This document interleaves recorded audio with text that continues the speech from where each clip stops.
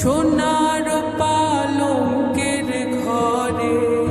লিখে রেখেছিলেম নারে, যাও পাখি বলো তারে, সে যে